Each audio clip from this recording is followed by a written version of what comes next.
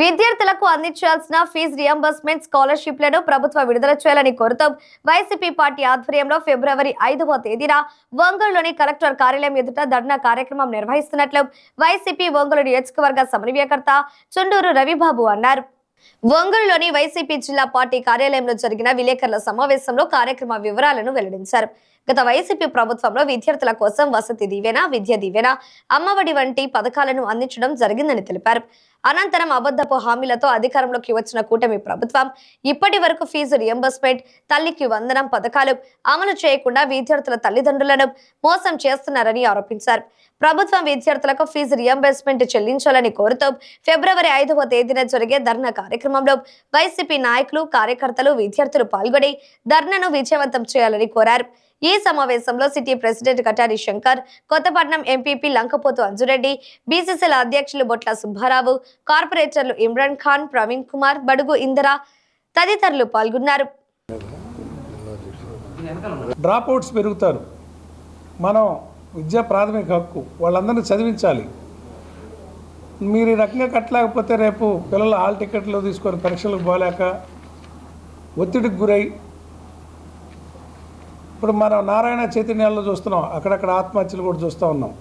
ఈ ఫీజులు కట్టలేక ప్రైవేట్ యాజమాన్యాలు ఒత్తిడికి గురి చేస్తున్నప్పుడు పిల్లల మానసిక వేదంతో ఇంటికాడ తల్లిదండ్రుల పరిస్థితి చూసి, ఇప్పుడు తల్లిదండ్రి ఉద్యోగం ఇద్దరు ఉన్న పిల్లలు కొంతవరకు ఉంటారు, కానీ ప్రభుత్వం ఆలోచించాల్సింది ఏంటంటే తండ్రి లేని పిల్లలు కూడా ఉంటారు, లేదా తండ్రి అనారోగ్యం పాలైన ఉన్నప్పుడు వాళ్ళ కుటుంబాలు చాలా దీనావస్థలో ఉంటాయి.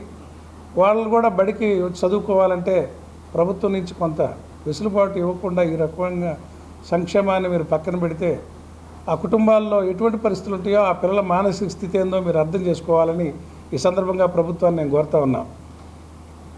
ఇది మీరు కట్టనందువలన మీ కళ్ళు తెరిపించాలని ఫీజు పోరని మేము రేపు 5వ తేదీన రాష్ట్ర వ్యాప్తంగా జగన్మోహన్ రెడ్డి గారి పిలుపు మేరకు మన ప్రకాశం జిల్లాలో మున్సిపల్ హై స్కూల్ గ్రౌండ్ దగ్గర నుండి, మున్సిపల్ హై స్కూల్ దగ్గర నుండి కలెక్టర్ ఆఫీస్ దాకా మన జిల్లా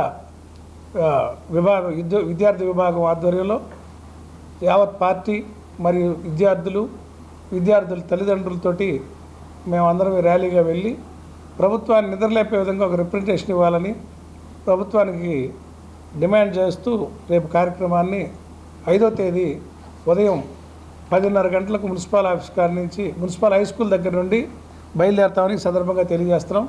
కలెక్టర్ గారికి రిప్రజెంటేషన్ ఇచ్చడం ద్వారా ప్రభుత్వానికి తెలియజేయాలని, వాళ్ళ ముద్దు నిద్ర నటిస్తున్న ముద్దు నిద్రను లేపాలని ఈ కార్యక్రమాన్ని తలపెట్టాం. ఫీజు రియంబర్స్మెంట్ బకాయిలు ఇవ్వకుండా ప్రభుత్వం, ఇప్పుడున్న చంద్రబాబు ప్రభుత్వం, లోకేష్లు ట్విట్టులతోనే కాలం గడుపుతున్నారు. గత 2014 నుంచి 19 సంవత్సరాలు, గత 5 సంవత్సరాలు అటకెక్కించారు. జగన్మోహన్ రెడ్డి గారు 2019లో స్టార్ట్ అయిన కాడి నుంచి 2014 నుంచి 19 వరకు బకాయి 29,000 కోట్లు బకాయిలు ఉన్నాయి.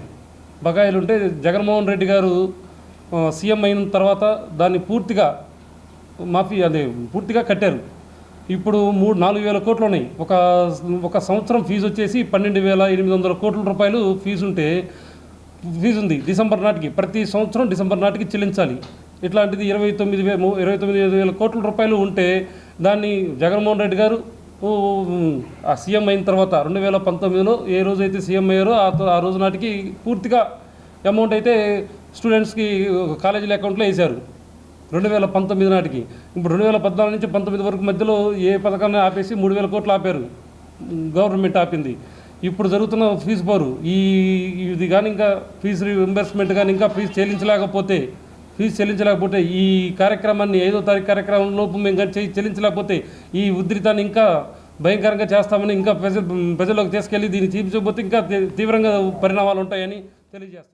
ఏదైతే ఎన్డీఏ కూటమి చంద్రబాబు నాయుడు గారు కానీ, అదేవిధంగా పవన్ కళ్యాణ్ గారు కానీ, బీజేపీ అందరూ కలిపి నెక్స్ట్ వస్తే ఇంకా మేము ఎక్కువగా ఇస్తామని చెప్పి ఫీజు రియంబర్స్మెంట్, అదేవిధంగా ఏదైతే సంక్షేమ పథకాలు ఉన్నాయో సూపర్ 6లని రకరకాలు చెప్పి వచ్చిన తర్వాత ఇప్పటికీ ఒక్క హామీ, వారు చెప్పిన హామీలు నెరవేర్చకపోగా ఇటువంటి విద్యార్థులకు సంబంధించి, అదేవిధంగా స్కూల్లో చదివే పిల్లలకు సంబంధించిన వసతి దీవెనలు, అదేవిధంగా తల్లికి వందనం ఇటువంటివి కూడా నెరవేర్చకుండా విద్యార్థుల్ని పిల్లల్ని పూర్తిగా కూడా వాళ్ళని ఇబ్బంది పెట్టే కార్యక్రమం చేస్తున్నటువంటి ఈ ఎన్డీఏ కూటమి మీద ప్రజలు ఇప్పటికే తల్లిదండ్రులు ఆ సూపర్ 6 రాకపోవటం, అదేవిధంగా ఫీజు రియంబర్స్మెంట్ రాకపోతే ఆ విద్యార్థులు ఈ మధ్య రీసెంట్గా కూడా చూసాం, ఒక ప్రైవేట్ కళాశాలలో ఒక విద్యార్థి సీసీ కెమెరాలు చూసాం.